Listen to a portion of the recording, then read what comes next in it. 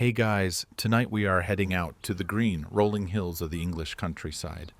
We're traveling to a time when life was governed by the power of the wind, and we're going to step inside one of the most magical and ingenious buildings ever created, a traditional windmill. You can almost feel the gentle tremor of the machinery, hear the rhythmic creak of the great wooden gears, and smell the warm, comforting, dusty scent of freshly ground flour. We will learn the quiet, flour-dusted life of the miller and his family. Are you ready in your warm bed? I hope you're all snuggled in and feeling peaceful. So, before you get comfortable, take a moment to like the video and subscribe. But only if you genuinely enjoy what I do here. It's always so wonderful to see where you all are listening from. So feel free to leave your city or country and the local time in the comments. It makes our quiet little community feel connected across the globe. Now, dim the lights, maybe turn on a fan for that soft background hum, and let's ease into tonight's journey together. You are awakened not by the sun, but by a sound. It is the sound of the wind, a low, steady, insistent moan as it presses against the small, leaded glass window of your bedroom. The sound tells you, even before you are fully awake, what kind of day it will be. You are Thomas, the miller's son, and the wind is the master of your house. Your home is a small, whitewashed cottage that stands in the shadow of the mill itself. The mill is a magnificent, slightly clumsy-looking giant, perched on a grassy knoll overlooking the surrounding patchwork of fields and meadows. It is a post mill, the oldest kind of windmill in England. Its main body, a boxy, timber-framed structure called the buck, which contains all the grinding machinery, is balanced cleverly on top of a single, massive, central post made from the heart of an ancient oak tree. This design allows the entire building to be turned, to physically face its great sails into the eye of the wind. You pull on your simple woolen clothes and head downstairs. Your father, the miller, is already outside. He is a quiet, sturdy man, his face weathered by a lifetime of looking up at the sky. His moods often seem to match the wind. On calm days, he is quiet and still, and on blustery days like this one, there is a restless, purposeful energy about him. You find him standing on the small hill beside the mill, his face turned into the wind, his eyes closed. He is not just feeling the wind, he is reading it. This is the first and most important task of the day. A miller's life is a constant conversation with this invisible force of nature. He feels its strength. Is it a gentle breeze, good only for light work, or a strong, steady gale that promises a day of hard, productive milling? He feels its character. Is it gusty and unpredictable, or smooth and reliable? He even, you think, smells it, tasting the moisture. It carries, which will affect how the grain grinds. Miller's folklore is full of such beliefs that the wind is a living entity, a temperamental partner that must be understood and respected, never fought. Your father has a small, hand-carved wooden bird on a post outside the cottage, a personal weather vane, and he often speaks to it as if asking its opinion. "Well now, Robin," he might say, "what have you brought us today?" He opens his eyes and turns to you, a look of quiet satisfaction on his face. "A good wind, Thomas," he says, his voice a low rumble. "From the west, steady. It will be a milling day." A sense of purpose settles over the morning. Inside the cottage, Your mother is already at the hearth, preparing a hearty breakfast of hot porridge and small ale, the fuel you will both need for the physical work ahead. As you eat, you look out the window at the great sleeping mill, its 4 huge sails, stripped of their canvas cloths, pointing silently to the sky like a giant X. You know that your father's profession is a respected one. He is a master craftsman, a vital part of the local economy. The farmers bring him their grain, and he, with his skill and his partnership with the wind, transforms it into the fine, white flour that will become the bread on every table in the village. And yet, you are also aware of the strange position the miller holds. Agricultural historians of the future will debate the precise economic status of the country. Miller. Was he a wealthy, independent artisan, or was he viewed with a certain suspicion? You know the old jokes, the folk songs that paint the miller as a cunning man, his miller's thumb, expert at feeling the quality of flour, also supposedly expert at taking a little more than his fair share as payment. You know your father is an honest man, his reputation as solid as the great oak post the mill stands upon, but the shadow of that old suspicion is a part of the trade, a part of the life. Breakfast is finished quickly. Today, there is no time to linger. The wind is a gift, and it is a gift that will not wait. You and your father pull on your heavy boots and head outside into the brisk, blowing morning. The first great task of the day is at hand. The mill is currently facing north. Its back to the strong westerly wind. The entire building, a structure that weighs many tons, must be turned. You walk to the base of the mill. Standing there, looking up, you feel a familiar sense of awe. The main body of the mill, the buck, sits high above you. And extending down from the back of it, reaching almost to the ground, is the tail pole. It is an immense, long, thick beam of wood, a great lever that is used to turn the mill. At the end of the tail pole is a large winch, and nearby on the ground is the capstan, a post that the winch's rope will be attached to. Your father checks the ground around the mill, ensuring the circular track is clear of stones or debris. He inspects the winch mechanism, his movements economical and sure. He is not just a miller, he is an engineer, a carpenter, a sailor of this great landlocked wooden ship. He hands you a heavy wooden lever. Your muscles tense in anticipation of the work to come.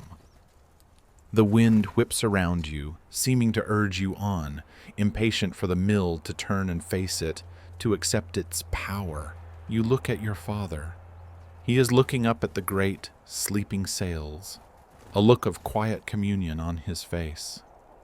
The mill is a sleeping giant, a creature of wood and stone and canvas, and the two of you, a man and a boy, are about to wake it up. You stand at the base of the great tail pole, ready to begin the slow, creaking, and deeply satisfying work of turning your whole world into the wind. The wind, your temperamental workhorse, is waiting. It is now your job to turn the mill to greet it. This is a task of immense effort and delicate balance, a slow and creaking dance with a partner made of oak and iron. Your father walks around the circular, hard-packed earthen track that surrounds the mill's central post, his eyes inspecting every inch for any loose stones or obstructions. The two of you approach the great tail pole, the massive timber beam that juts from the back of the mill's body and slopes down to a set of heavy wooden wheels resting on the track. This pole is your rudder, your tiller for this great wooden ship. Your father hands you a heavy wooden chalk. "The wheels, Thomas," he says. You wedge the chalk firmly against one of the wheels, a simple but vital safety measure. Now, the real work begins. To turn the mill, you must first take some of its immense weight off the circular track. Your father points to 2 slots in the heavy support timbers near the base of the tail pole. "The levers," he says. You each take a long, heavy pole of solid oak and fit the ends into the slots. On your father's command, you both put your full weight onto the levers, pushing down with all your strength. You feel the strain in your shoulders and back. For a moment, nothing happens. Then, with a deep groaning shudder that seems to run through the entire structure, the end of the tail pole lifts by a mere inch. It is just enough. The weight is now balanced more on the great central post, allowing the whole structure to pivot. The mill's body, the buck, rests on a single, massive horizontal beam called the crown tree, which in turn sits atop the vertical post. It is this single point of contact, a marvel of engineering, that allows a building of this size and weight to move at all. Your father grunts with effort. "Hold it, lad! Hold it steady!" While you hold the immense weight on your lever, he scrambles to work the winch mechanism attached to the tail pole, pulling its thick rope taut and hooking it to a sturdy stump set in the ground a quarter of the way around the track. He tightens the winch until it takes the strain and then gives you the signal to ease off your lever. The tail pole settles back down, but now it is held in tension by the rope, ready to be pulled. Now comes the turn itself, a process governed by a set of rhythmic, traditional calls that have been passed down from miller to miller. "Ready on the winch?" your father calls out, his hand on the handle. "Ready, Papa," you call back. "Heave!" he shouts, and throws his weight into turning the winch handle. You hear the sharp click, clack, click of the winch's pawl as it engages, and you see the thick rope strain. And then you hear the sound. It is a deep, profound groan, the sound of the great oak crown tree shifting on its post. It is the sound of a giant stirring in its sleep. The entire building shudders. You look up at the 4 great sleeping sails, and you see them begin to move, slowly, almost imperceptibly, swinging across the sky. "Heave!" your father shouts again, and again he turns the handle. Another groan, another shudder, and another few feet of movement. The wheels at the base of the tail pole begin to rumble on the earthen track. The whole world seems to be moving in a slow, creaking, majestic arc. As the mill turns, you notice its particular character. Structural historians of the future will debate the exact degree of settling or listing these post-mills experienced over time, but you know your mills lean by heart.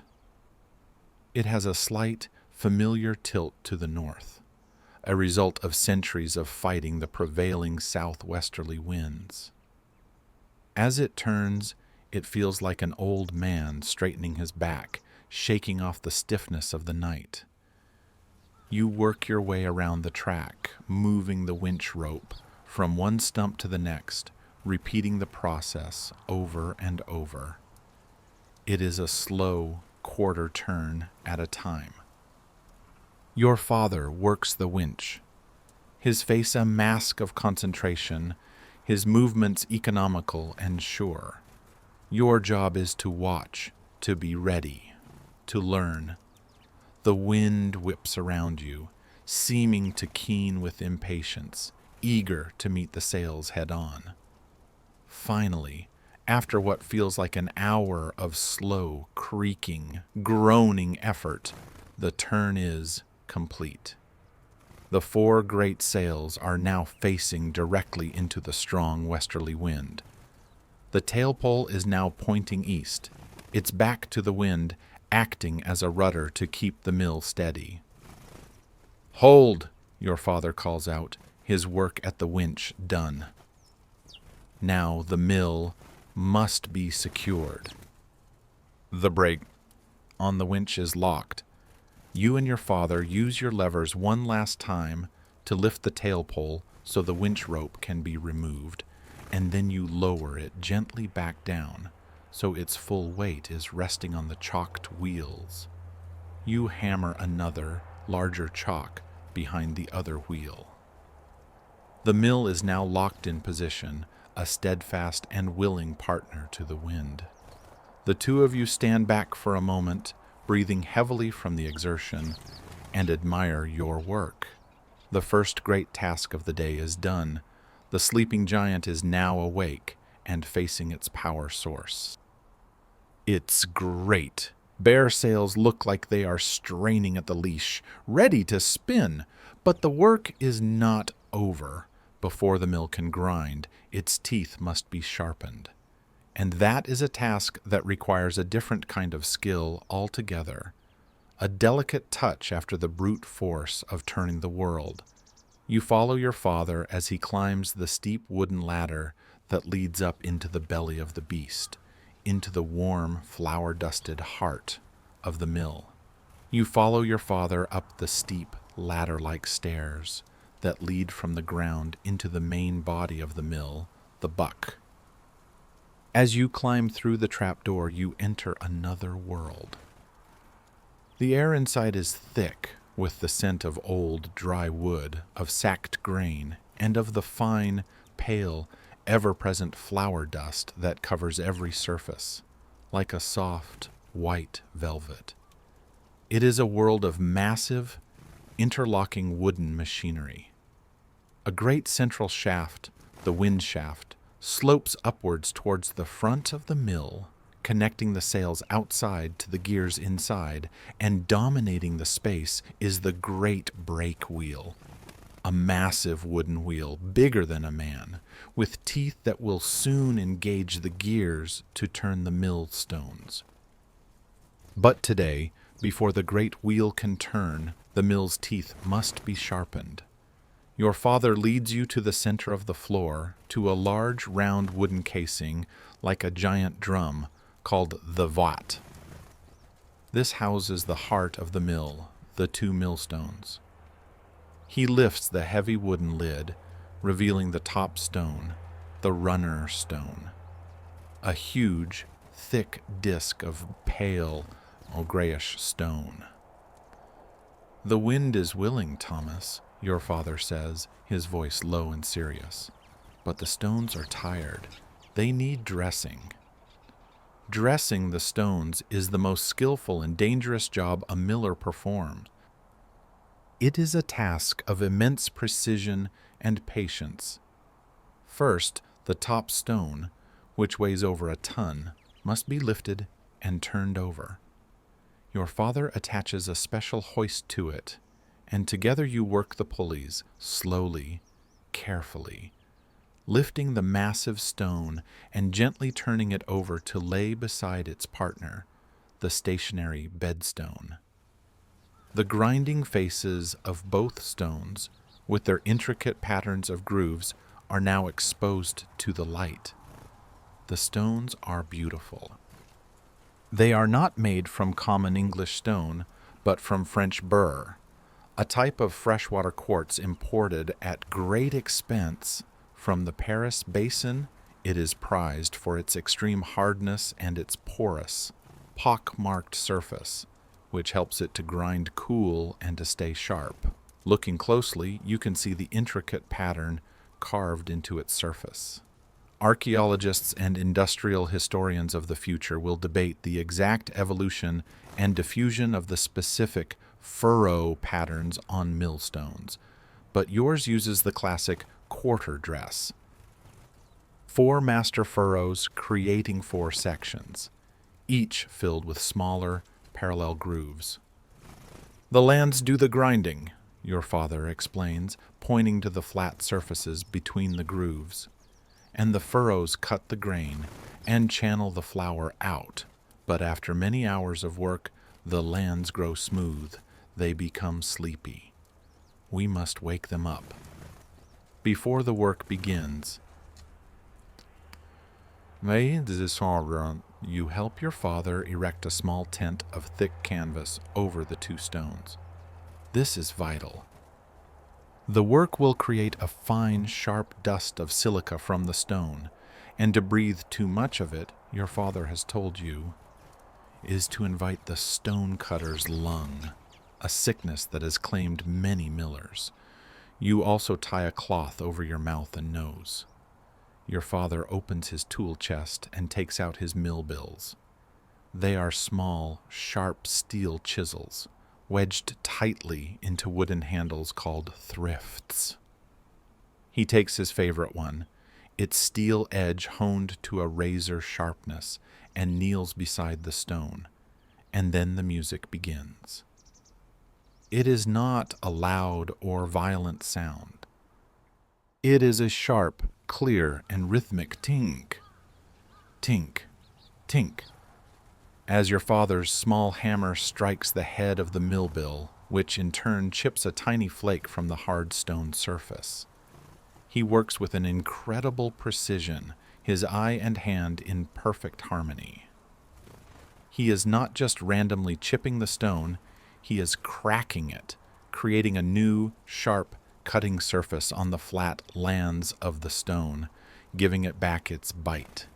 He works for what seems like a very long time, his rhythm never faltering.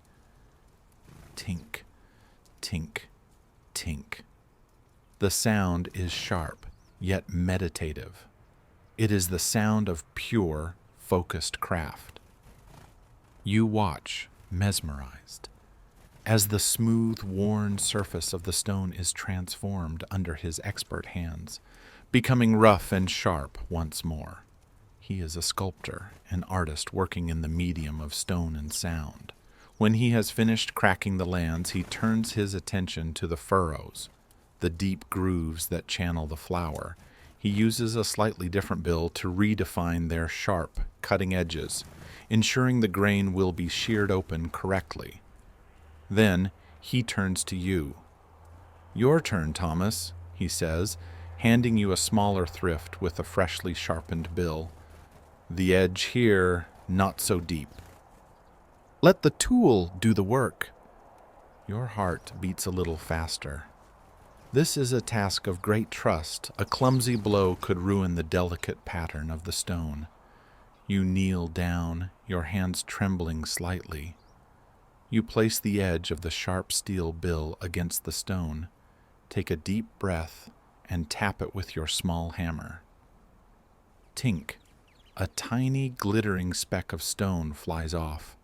You do it again, tink, and again, tink. You slowly find your own rhythm. You are not as fast or as precise as your father, but you are careful. You feel the way the steel bites into the hard quartz. You see the new, sharp surface you are creating. You are no longer just an observer. You are participating in one of the deepest secrets of the miller's craft. You are learning the language of the stones. Together, you and your father work for hours inside the small, dusty canvas tent, the air filled with the sharp, rhythmic music of your tools. Finally, your father runs his expert thumb over the entire surface of both stones and nods, satisfied. "They are awake now," he says. "They are hungry for the grain." The dressing is complete. You help your father take down the canvas tent and carefully sweep up every last particle of the sharp stone dust. Then comes the final, crucial step. The great runner stone is hoisted and carefully lowered back into place over the bedstone. Your father now performs an act of delicate, almost magical adjustment. He uses a series of wedges to set the distance between the two stones. The gap must be perfect, wide enough for a grain of wheat to enter, but so narrow at the edge that it grinds that grain into the finest flour. He uses a piece of paper and then a feather to feel the gap, making tiny infinitesimal adjustments until he is satisfied. The mill's teeth are now not only sharp, but perfectly aligned. You climb back down the ladder from the buck into the lower part of the mill, your clothes and hair covered in a fine layer of pale dust. You look up at the great, silent machinery. The mill is ready. It is facing the wind. Its sails are bare, waiting for their cloth, and its great stone teeth, which you helped to sharpen, are now hungry, waiting for the first sacks of grain. The most difficult and skillful preparation is complete, and the real work, the real magic, is about to begin. With the millstones dressed and hungry, the time has come to harness the wind. You and your father step back out into the bright, blustery day. The westerly wind is blowing strong and steady now, a perfect milling wind. The four great sails, still bare, are like a skeleton waiting for its skin. Your next task is to dress them, to give them the means to catch the power that is rushing past them. This is a job that requires a head for heights and a sailor's sense of balance. Your father takes the lead, climbing with practiced ease onto the thick wooden stalk of the lowest sail. You follow close behind, your hands and feet finding familiar holds on the lattice framework. You are perched high off the ground, the wind whipping at your clothes, the whole of the surrounding countryside spread out below you like a map. From a bag slung over his shoulder, your father begins to unfurl a long, heavy roll of thick canvas cloth. This is the sailcloth, the engine of your mill. Together, you work to spread the canvas over the wooden latticework of the sail, tying it securely with dozens of small, strong ropes. You don't spread the entire cloth, however. The wind today is too strong for a full sail. Your father teaches you how to reef the sail, just as a sailor on a ship would. You furl and tie up the outer third of the canvas, reducing the surface area that will catch the wind. This will keep the mill running at a powerful but safe and controllable speed. You work your way around, turning each sail to the bottom in turn and dressing it in its canvas coats. When you are done, the mill looks entirely different. It is no longer a static landmark. It is a powerful machine. Its sails now broad and white, ready and eager to fly. Before you release the brake, your father stops and looks at the position of the sails, now resting in a perfect vertical and horizontal cross. He has taught you the language of the sails, how their stopped position sends a message to the village and the surrounding farms. A diagonal cross, the St. Andrew's cross, means mourning or bad news. A cross like this one, straight and proud, means the miller is ready for work. It is a form of silent, long-distance communication, a tradition as old as the mills themselves. You climb back inside the buck, your heart thumping with anticipation. The air is filled with a low, humming tension, the sound of the wind pressing against the sails, straining against the brake. Your father makes his way to the great brake lever, a massive timber beam that controls the thick, curved wooden brake band, clamped around the great brake wheel. He hefts the first sack of golden wheat onto his shoulder and tears it open.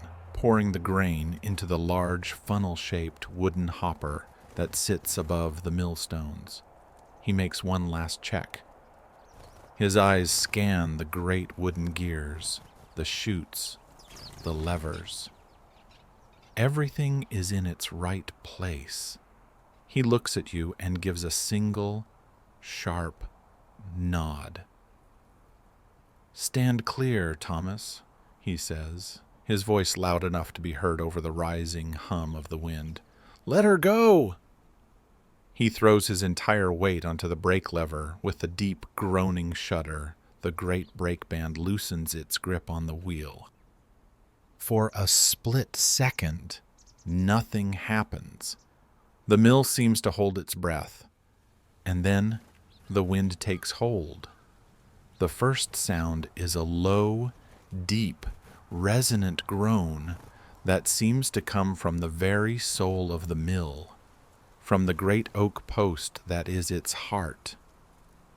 Then comes the sound from outside, a slow, powerful whoosh as the great sails begin to turn. Whoosh, whoosh. The sound gets faster, stronger, settling into a steady, hypnotic rhythm. Inside the buck, the world comes alive. The great brake wheel begins to turn, slowly at first, then with gathering speed. With a loud, shuddering clack, its wooden teeth engage with the smaller gear below it, the wallower. The whole building begins to vibrate, a deep, powerful tremor that runs up from the floor, through your feet, and into your very bones. Acoustic engineers and historians of the future will debate the decibel levels and the specific frequencies produced by a working wooden mill. But you know it is not just a sound to be heard, it is a sound to be felt.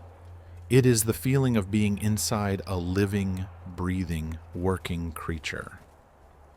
The power travels down the great vertical shaft to the floor below, where the massive spur wheel, with another great clatter and clack, engages the small gear, the stone nut that turns the runner stone.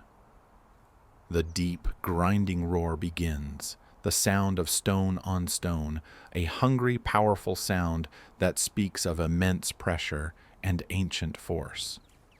The mill's wooden heart is beating whoosh, clack, rumble, whoosh, clack, rumble.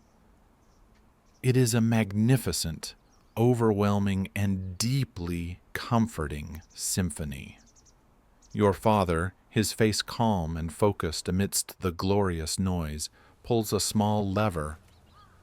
The damsel, a clever, chattering device, begins to vibrate against the feed shoe, shaking a steady, controlled stream of golden grain from the hopper down into the eye of the spinning runner stone.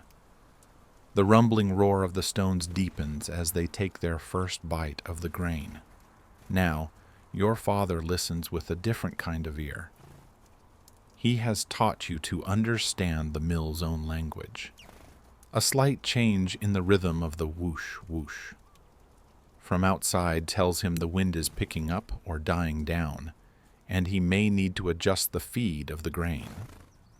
A high-pitched squeak from a turning gear means it needs a small dollop of tallow for lubrication, and the sound of the stones themselves tells him everything about the quality of the flour being produced. He can tell by the specific pitch of the grinding roar whether the flour is coming out coarse or fine. You stand in the vibrating, flour-dusted, glorious heart of the machine. The air is thick with the warm, sweet smell of the grinding grain. You can feel the immense, clean power of the wind flowing through this ingenious wooden creature, a power that is being transformed through a dance of wood and stone into the food that will sustain your village. You look out the small, dusty window of the buck. You see the 4 great white sails spinning in a perfect, steady rhythm against the blue sky, their shadows sweeping across the green fields below. They are a signal to the whole world. The mill is awake, the miller is at work, and soon there will be bread. You stand in the vibrating heart of the mill, the glorious rhythmic symphony of wood and stone and wind, filling your entire being. While your father stays on the stone floor, his ear attuned to the grinding roar of the millstones, he sends you down the ladder to the floor below, the meal floor. It is your job to watch for the first of the flour. The meal floor is quieter, the loudest noises from the stones above muffled by the thick wooden floorboards. The main sound here is the creaking and rattling of the various chutes and levers. You go to the meal spout, a simple wooden chute that leads directly from the wooden vat containing the mill stones above. You hold your open hand under it, waiting. The air here is already thick with the warm, sweet, nutty scent of grinding grain. After a few moments, it begins. A soft, warm, and slightly gritty stream of freshly ground meal begins to trickle from the spout into your palm. It is not yet the pure white flour you know from your mother's baking. This is the whole meal, the complete product of the stones, a mixture of fine flour, coarser middlings, and the flaky outer husk of the wheat, the bran. It is warm to the touch, heated by the immense friction of the stones. You rub it between your fingers. It feels alive. This warm meal flows from the spout into a large waiting hopper. From there, it is fed into another ingenious machine that fills this floor of the mill, the bolter. It is a long cylindrical sieve, tilted at a slight angle and covered in a sleeve of fine cloth. As the meal is fed in, the whole cylinder rotates and the magic of separation begins. You watch, fascinated, as the bolter tumbles the meal. The finest, heaviest particles of pure white flour are the first to pass through the mesh of the cloth, falling into a dedicated chute at the near end of the machine. Further down, where the cloth mesh is slightly coarser, the middlings, a creamier, slightly grittier flour, fall into a second chute, and right at the very end, the lightest, flakiest part, the bran, tumbles out into its own separate sack. In one continuous, clever process, the mill sorts the meal into its different grades, each with its own purpose. You go to the first chute, the one for the finest flour. A steady, soft, snowy stream is now pouring out. You cup your hands and catch some. It is beautifully, wonderfully soft, as fine as dust, as pale as cream, and still warm from its violent birth between the stones. You bring it to your face and inhale. The smell is one of the best smells in the world, a sweet, clean, and deeply comforting scent of pure potential. It is the smell of bread, of cakes, of life itself. Your father comes down the ladder to join you. He sees the look of wonder on your face and smiles. "This is the prize, Thomas," he says, his voice full of quiet pride.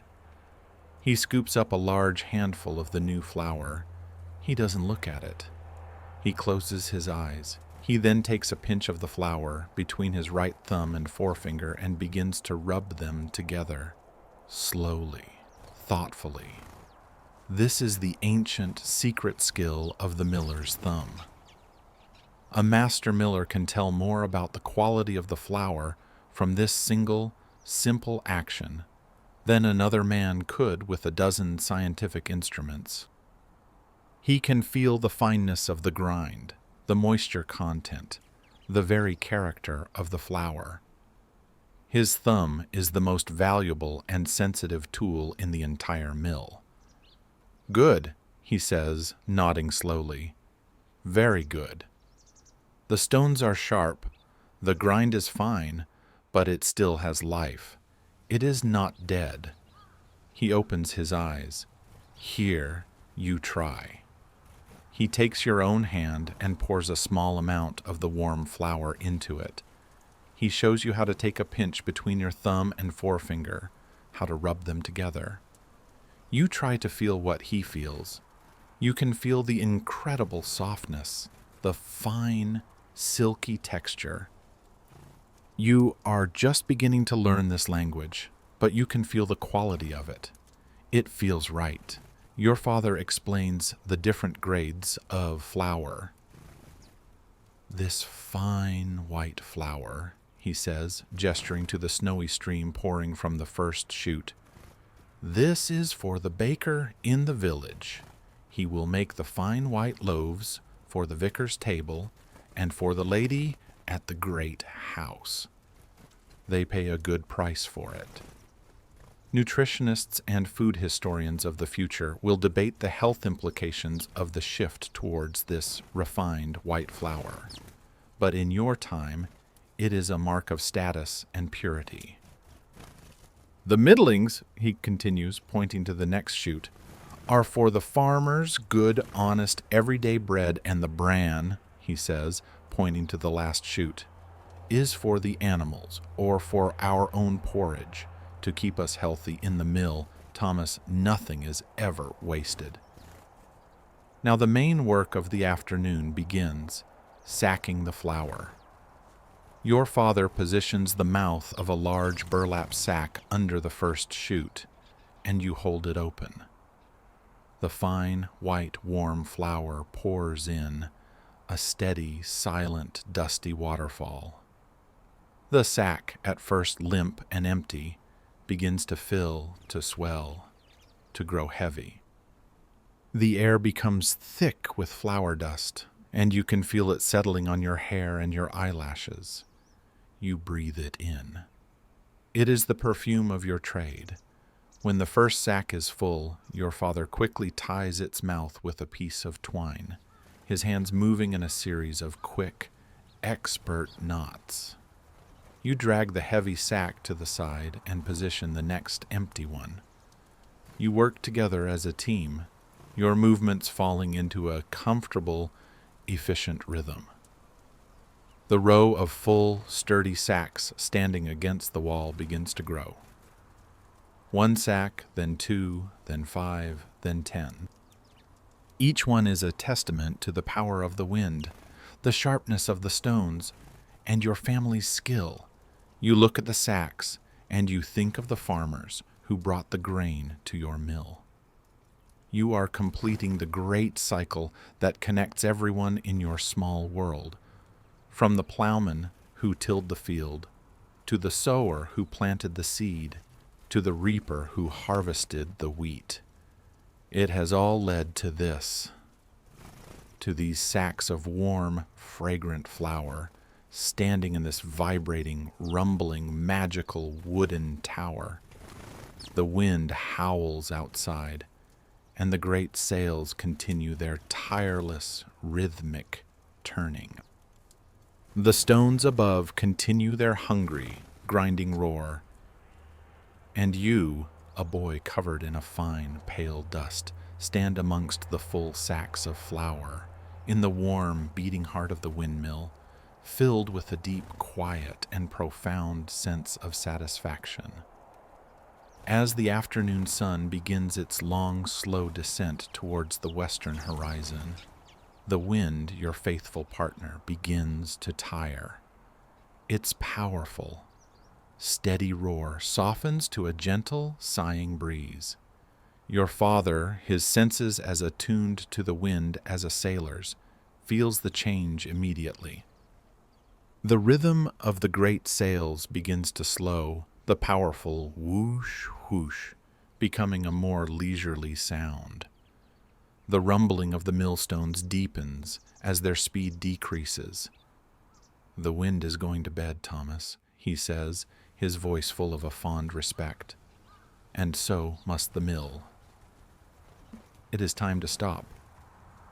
The process of stopping the mill is as careful and deliberate as the process of starting it. Your father slowly closes the feed from the grain hopper, allowing the last of the wheat to be ground by the stones. Then, with you providing extra weight beside him, he heaves on the great brake lever. With a deep, protesting groan, the massive wooden brake band tightens around the brake wheel, and the great sails, which have turned tirelessly all day, slowly, gracefully come to a stop. He carefully jockeys them until they are resting in the traditional cross position, a sign to the world that the miller's work for the day is done. A profound, almost startling silence descends upon the mill. The great wooden heart has stopped beating. The only sounds now are the whisper of the evening breeze and the soft settling of the building. Before you leave the buck, there is one final important task. It is time to take the miller's toll for his day of skilled labor. Your father is paid not with coin, but in kind, with a small rightful portion of the flour he has ground. He takes his toll dish, a small, beautifully carved wooden bowl that holds a specific, legally prescribed measure. He fills it from the shoot of the hearty, wholemeal flour, the flour your own family prefers. He fills it once, twice, 3 times, tipping the warm, fragrant flour into a small burlap sack. This is your payment. This is the bread you have earned. He hands the small, still warm sack to you. "Take this to your mother, lad," he says. "Tell her the wind was good to us today." You take the sack, its warmth seeping through the rough burlap into your hands, and you carefully climb down the ladder for the last time today. You walk the few steps from the base of the now sleeping mill to the warm, welcoming light of your family's cottage. You open the door and step inside. The air in the cottage is a wonderful contrast to the flour-dusted air of the mill. It smells of your mother's cooking, of a rich, savory vegetable stew simmering over the hearth fire. She turns as you enter, and her eyes light up when she sees the small sack of new flour in your hands. "Ah," she says, a warm smile on her face. "The first of the grind, just in time." She takes the sack from you and unties the top. She plunges her hands into the warm, soft flour, letting it run through her fingers. "It's a good flour," she says, nodding in appreciation. "Your father has dressed the stones well. It has life in it." Now, the final act of the day's magic begins. You watch as your mother prepares to bake a loaf of bread, a celebration of the day's work. She does not use modern packaged yeast. In a small earthenware pot on the warm hearthstone sits her barm, a living, bubbling wild yeast starter that she keeps and feeds every day. It is a family heirloom passed down from her own mother, and it gives her bread a unique, slightly sour, and deeply delicious flavor. She measures out a portion of the new flour onto the great wooden table in the center of the kitchen. She makes a well in the center and pours in the bubbling barm and some warm water. She begins to mix, her hands strong and sure, bringing the mixture together into a soft, shaggy dough. Then she begins to knead. Her movements are different from your father's work in the mill, but they are just as skilled, just as rhythmic. She pushes, folds, and turns the dough, her whole body working in a gentle, rocking motion. The kitchen fills with the clean, wholesome smell of the flour and the faint, sweet, fermented scent of the barm. When the dough is smooth and elastic, she places it in a large bowl, covers it with a cloth, and sets it near the fire to prove. While it rests, she prepares for the baking. Social historians and domestic archaeologists of the future will debate the exact design and efficiency of the open hearth baking methods used in cottages like yours. But for your mother, it is a simple, effective art. She rakes a bed of hot embers to the front of the hearth and places a heavy, black cast-iron pot with a tight-fitting lid, a Dutch oven, directly into the coals to heat up. After an hour, the dough has doubled in size, a beautiful, living, breathing thing. Your mother knocks it back, shapes it into a round loaf, and, with the tip of a knife, scores a simple cross on the top. She carefully places the loaf into the ferociously hot iron pot, puts on the lid, and buries the entire pot in the glowing embers, piling more embers on top of the lid.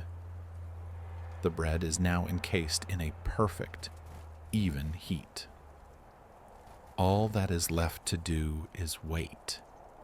You and your father wash the flour and stone dust from your hands and faces and sit at the table, tired but content. The cottage is warm and cozy, a safe haven from the now chilly evening air. The only sounds are the gentle crackle of the fire and the bubbling of the stew. After what feels like a lifetime, your mother declares that the bread is ready. Using thick cloths to protect her hands, she retrieves the pot from the fire. She lifts the lid, and a cloud of steam, carrying the most incredible, soul-satisfying smell of fresh-baked bread, fills the entire cottage. She turns the pot over, and a perfect, round, golden-brown loaf falls out onto the wooden board, its crust crackled and dusted with ash. The three of you sit down to your evening meal of hot stew. But the stew is not the main event. Your father takes the new loaf of bread, and with his sharpest knife, he cuts into it. The sound of the knife breaking through the thick, crunchy crust is a magnificent sound. He cuts 3 thick slices. Steam rises from the soft, fluffy, creamy white crumb within. He hands a slice to you, a slice to your mother, and takes one for himself. You take your first bite. The crust is crunchy, slightly smoky from the fire. The inside is soft, warm, and light, with a wonderful, complex flavor from the fresh flour and the tangy barm. It is the taste of the entire day. It tastes of the strong westerly wind, of the ancient groaning wood of the mill, of the sharp, clean bite of the stone, and of your own hard work. It is the most delicious thing you have ever eaten. The image of your small family sitting together in the warm, fire-lit cottage, sharing the first loaf of the day's grind, now begins to soften. The rich, comforting smell of the fresh bread, the sound of the crackling fire, the feeling of deep, weary satisfaction in your bones. Let it all become a single, peaceful, cozy feeling. The wind has gone to sleep. The mill is silent on its hill, a dark, watchful guardian of the fields. The work is done, the reward enjoyed. There is a deep, quiet rightness to the world. Allow that feeling of perfect, simple, and profound contentment to be your guide now as you leave the miller's cottage behind. Let it carry you gently, so gently, into the warm, safe, and deeply peaceful country of your own dreams.